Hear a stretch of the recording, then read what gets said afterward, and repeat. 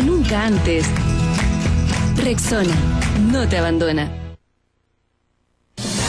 7 de la mañana con 18 minutos. En el día de ayer se dieron a conocer las cifras de utilidades de las ISAPRES durante el año 2017. Utilidades que subieron un 40,6% respecto al año anterior. Estamos junto a Manuel Inostroza, académico de la Universidad Andrés Bello, quien fue superintendente de salud. ¿Qué tal, Manuel? Muchas gracias por estar con nosotros. Gracias por la invitación, Montserrat Polo. A ver, en el día de ayer fue el propio ministro de Salud quien dijo hay que ponerle el cascabel al gato, hay que aprovechar de alguna manera este momento para, leámoslo ahí, tenemos una gran oportunidad como país. La nueva ley de ISAPRES del presidente Sebastián Piñera pondrá fin a la discriminación por sexo, edad y preexistencia. Diremos basta con firmeza a las discriminaciones arbitrarias. Con el respaldo ciudadano le pondremos el cascabel al gato. ¿Qué opina de las palabras del ministro de Salud? Bueno, yo creo que como todos los ciudadanos miramos con expectativa que estas palabras se cumplan. El punto es que en el gobierno anterior del presidente Piñera, yo estuve en 2 comisiones presidenciales invitados como académico, y no fue capaz de implementarse algo que hace 8 años atrás tenía un diagnóstico bien similar, porque de hecho yo he venido muchas veces a comentar al programa de ustedes y a otros la misma situación. La indignación ciudadana cuando aumentan las utilidades. Sin embargo, en aquella oportunidad el presidente Piñera no estuvo dispuesto a eliminar la discriminación por edad, solo estuvo dispuesto a eliminar la discriminación mediante una indicación por sexo. No se podía diferenciar precio entre hombre y mujer, pero cuando se estableció la posibilidad de eliminarla también para edad, estableció 3 tramos de edad en una indicación que presentó el ministro Larroulé de la época.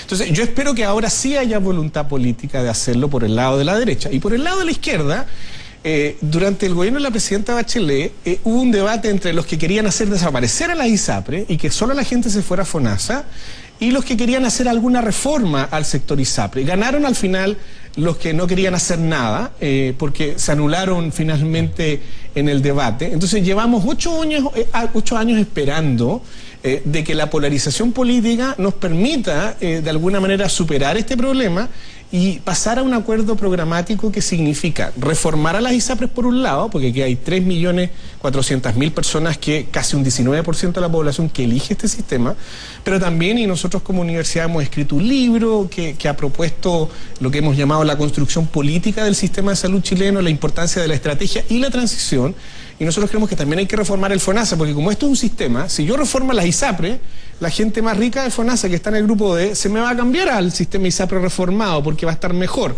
pero eso va a desfinanciar también con su cotización al sistema público y va a generar un problema de desequilibrio.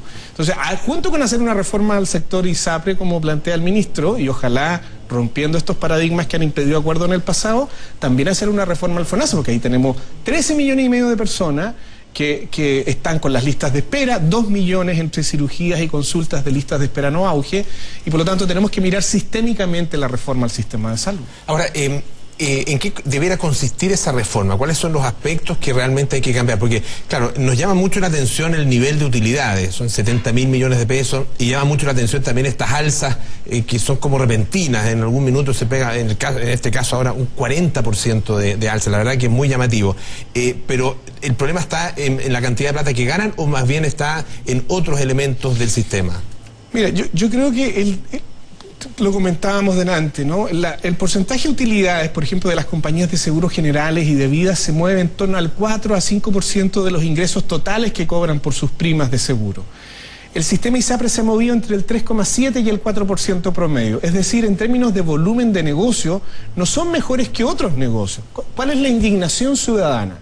De que en el marco regulatorio del sistema de salud ganan plata discriminando por sexo, haciendo selección de riesgo, estableciendo preexistencia y estableciendo cautividad. Entonces, la gente legítimamente dice, bueno, ¿cómo van a ganar plata haciéndome esas cosas que me perjudican?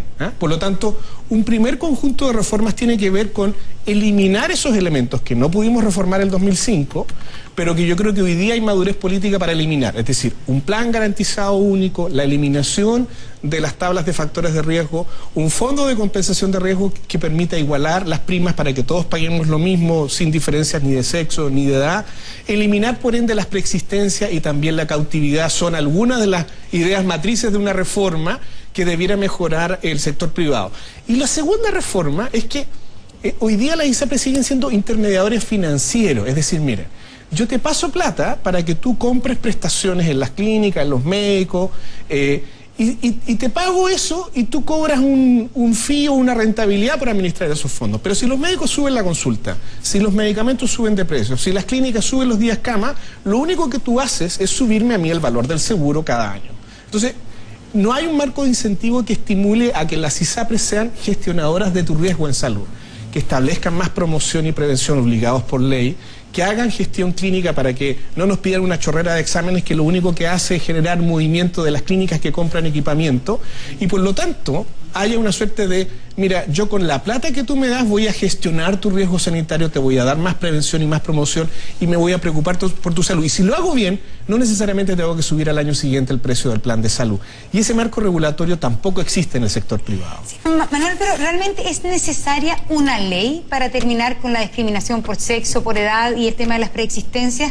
¿En qué medida también esto podrían hacerlo las ISAPRES por voluntad propia, de motu propio, cambiando su reglamento y su manera de operar?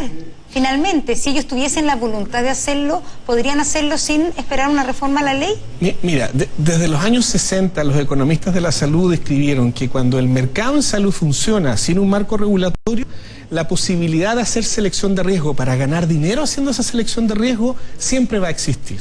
Y por lo tanto, lo que ha habido en el sector privado que participa en dar prestaciones o coberturas de aseguramiento de salud en el mundo, de hecho no son muchos los países que en el piso de la seguridad social como es en Chile, con cargo al 7% obligatorio, haya sector privado. Es una particularidad muy propia de Chile. Normalmente en los países más desarrollados, sistemas de seguridad social estatal o privados con lógica de seguridad social, incluso sin fines de lucro.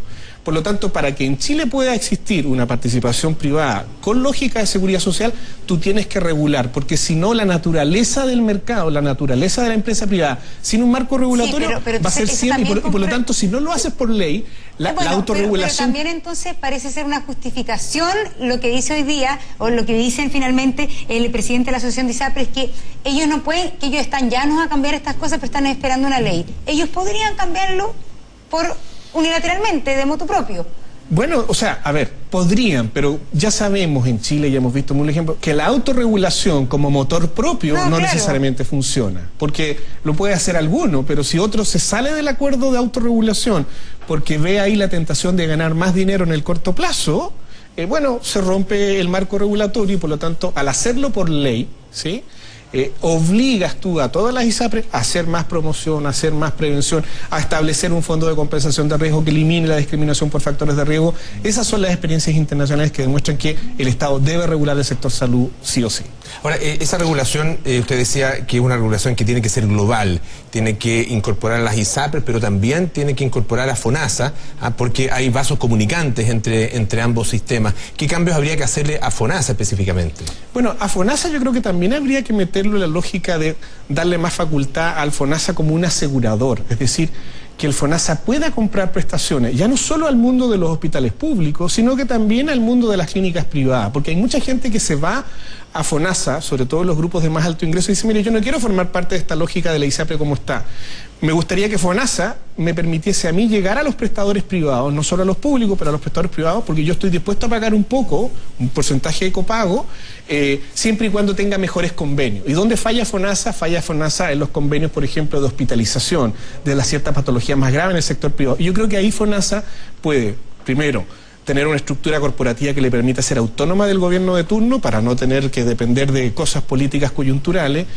Junto con eso, establecer la capacidad de armar convenios más amplios, con un plan garantizado, también formar parte más adelante de un fondo de compensación de riesgo y con esa vía de reforma el FONASA va a poder competir realmente con el sector privado, que va a estar en condiciones similares de seguridad social y no como hoy día, que tenemos por un lado un seguro individual que es el sector ISAPRE con todos los problemas que eso tiene, y tenemos este sistema solidario pero que no tiene complementariedad con el mundo prestador privado y que deja a las personas solo o mayoritariamente supeditadas a las listas de espera de los hospitales públicos. Claro, que justamente en esa línea el presidente de la Asociación de ISAPRES, Rafael Cavide, señala que a pesar de los cuestionamientos, el nivel de satisfacción de los usuarios, de los afiliados a la ISAPRES igual es alto.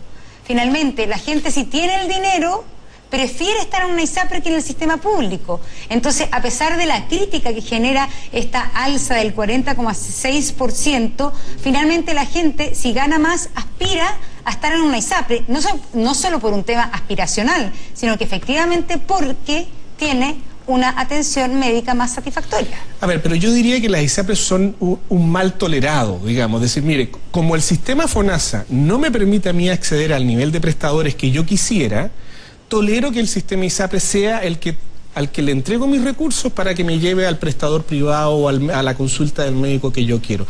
Pero cuando tú le preguntas derechamente a la ISAPRE, a los usuarios, si ¿qué te parece que discriminen por riesgo? ¿Qué te parece que hagan selección de riesgo individual? ¿Qué te parece que se establezca la preexistencia y cautividad?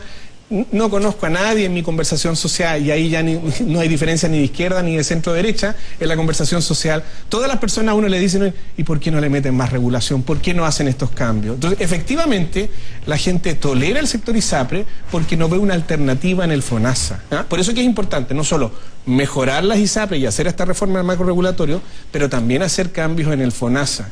Nosotros, cuando el gobierno de la presidenta Bachelet estaba haciendo una reforma como superintendente, como Universidad Andrés Bello, hicimos un estudio a la superintendencia y determinamos que de hacer solo una reforma al sector ISAPRE se perderían entre el orden a 60.000 a 250.000 millones de pesos de financiamiento del FONASA solo hacer una reforma al sector ISAPRE. Y el ministro de Hacienda, cuando vio el informe, pidió detener la reforma y como si era posible en realidad hacer cambio en el sector ISAPRE y en el FONASA al mismo tiempo. Bueno, finalmente después se decidió no hacer nada, lamentablemente se paralizó la reforma y yo espero que en una visión más de Estado, pues ya llevamos 4 gobiernos, Bachelet, Piñera, y en esos 4 gobiernos no hemos sido capaces de llegar a un acuerdo de reforma que la gente está necesitando. Manuel Inostroza, muchas gracias por estar con nosotros esta mañana en Tele 13 AM. Gracias a ustedes. Gracias, Manuel. Son ya las 7 de la mañana con 30 minutos. Subaru Impresa New Generation. Descúbrelo.